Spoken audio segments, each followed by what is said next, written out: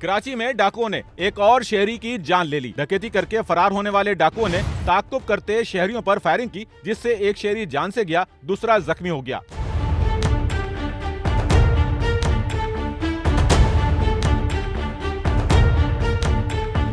Police के मुताबिक डाकुओं की फायरिंग से शहरियों के जांबाग और जख्मी होने का वाकया औरंगी टाउन नंबर 13 पीर बाजार के करीब पेश आया।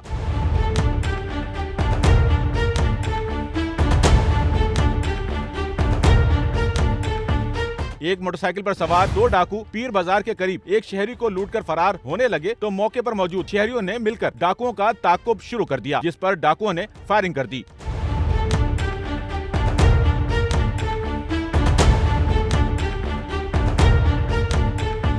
डाकुओं की फायरिंग से 2 राहगीर जख्मी हुए, जिनमें से एक हाशिम नामी शहरी मौके पर दम तोड़ गया। पुलिस ने मुल्जिमान की तलाश शुरू कर दी।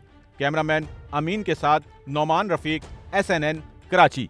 सच्चल न्यूज़ नेटवर्क की वीडियोस में खुशामदीद। नाजरीन, वीडियो से मुतालिक अपनी कीमती राय का इजहार कमेंट बॉक्स में ज़रूर करें और चैनल को सब्सक्राइब करें।